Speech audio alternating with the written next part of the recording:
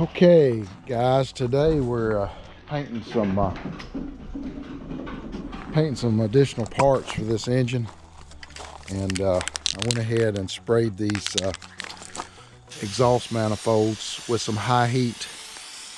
I guess it's an aluminum color paint, and this is just a kind of a second coat here. Looks like I got them pretty good. And if you can't understand me, it's because I got a cold. I've got the flu. And I've been in the bed for 2 days recuperating. Now on these, what we're going to do, so it looks pretty good. I'll flip them over in a minute, but this area here we'll take a wire brush to before we put them back on the car. Put the seals. There'll be I don't know, it's called a donut or a gasket. I just want to make sure we get a good seal there. Okay, motor mounts. We have 3 bolts that we need to take off here. And once I get them off, I will paint them black. I was going to do just green, but paint them black. That way they'll stand out. Okay, taking the other motor mount off. Got the other one painted. And I'll show you what they look like when I finish. Okay guys, got the other motor mount off, and I'm going to hit this with some black paint. Kind of like I said on the motor, these things, it's not a real fine finish, so anybody that can push a button on a spray can make these things look good. Spray the heads of those bolts.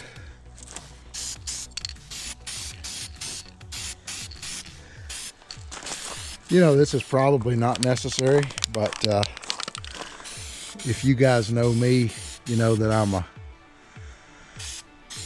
kind of a perfectionist. So anyways, those look good. Okay, while I'm waiting on this to dry, I'm going to spin this oil filter off.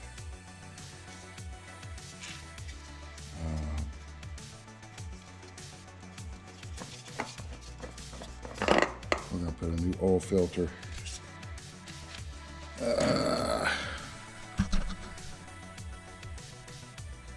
Yeah, it's pretty dry. I don't even know if they've cranked this motor after they rebuilt it. I don't know. We'll see. Okay, I put a little bit of oil around the metal here where the seal goes up to it. And we'll spin this on. Nice new blue metallic finish Purolator 1 oil filter. Okay, while we're waiting on the paint to dry, I'm gonna take these spark plugs out. They basically just put these in for to keep stuff from getting in the cylinders. You can tell that because they're all different sizes. See? Anyways.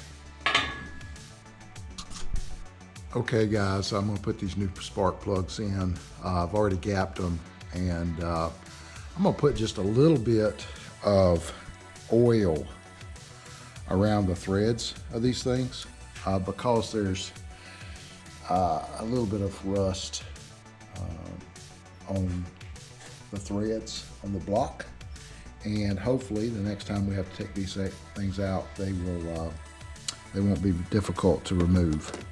So just gonna put my finger, a little bit of oil, and it doesn't take much. Just put just a little bit on the threads, and that'll keep those threads moist.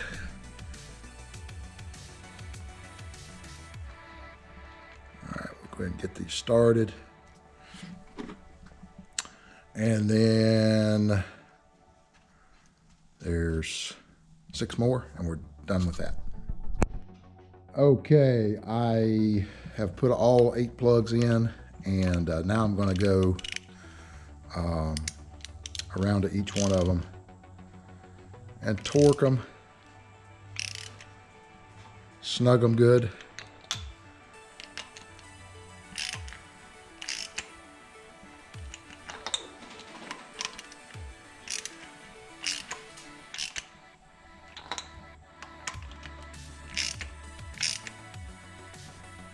Okay, they don't have to be, I mean, you want to snug them good, but I'm sure there is a specification how they're supposed to be torqued. Usually I just torque them down until that little washer is compressed and then go a little beyond that. Now that this engine's dry, I'm going to go and pull these paper towel pieces out of the exhaust manifold. They were just stuffed in there to keep mice, whatever else, out of there. So I'll go over to the other side, do the same thing. Okay, putting on the exhaust manifold gaskets here. I had these in the back of my truck where I bought another 440 on the internet a couple years ago. Pays to keep stuff like this. I don't know how much they are, but save me a couple bucks anyways. So we'll get these on here, and then we'll put our exhaust manifold back on. Okay, I've got the exhaust manifold on, and I've got them all the nuts tightened up, already torqued them. Actually, it looks pretty good, don't it? Yeah, and I got the other side. So looking pretty good. I've got to figure out what they did on these. There are 3 holes that are sunken here, and you can't get a socket in there, so I got to figure out if there's a special tool or if you need some sort of longer stud to get down in there to tighten those, but I'll figure that out. I'll look it up on the internet. All right, I am going to clean this distributor up, put my new cap on, reinstall it in the engine. I'm going to use some carburetor choke and parts cleaner. That should work fine. I'll just clean the outside up, get the oil off of it, see if I can make it look a little nicer. Put it back in. Putting our motor mounts back on, tightening up the bolts. I don't know if I can get the camera to sit there or not. Anyways, you know how to tighten a bolt. Look pretty nice. Yeah, looks nice. Okay, put the distributor back on. I'm going to replace the rotor button, which is this, the condenser here. The points here. We will put a new coil. I picked the MSD for this, and then I've got a new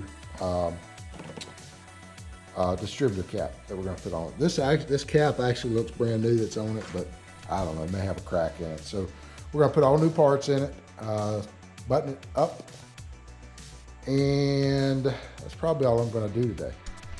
Okay guys, we got the distributor put back together, condenser points, rotor button, new distributor cap.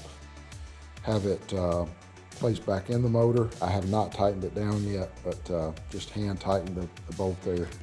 Again, we're going to use this MSD coil. No, I don't get paid for advertising, but maybe one of these days. We're going to use the MSD coil because I hear they're good and it's a snappy dresser.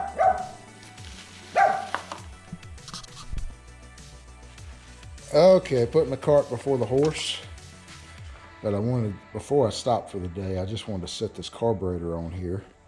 I bought a Quick Fuel Slayer, DFT Slayer. It's a 650 CFM carb. My friends up at Atomic Speed Shop in Oak Ridge, Tennessee told me that stock 440, 650 CFM was perfect for it. The one thing I do see is I'm going to have to get a spacer. If you can see there, see it's going to have a spacer to get it up above some of the linkage. Not a problem. They sell those every day. As a matter of fact, I bet that I can get one at Classic Industries. Anyways, I wanted to see how it looks. Excited about getting this thing fired up.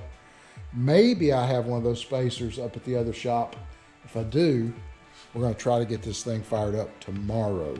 Just see if it'll crank. Get it timed good enough to where it'll fire. If it runs, 30 seconds, I'll be tickled to death. Thanks.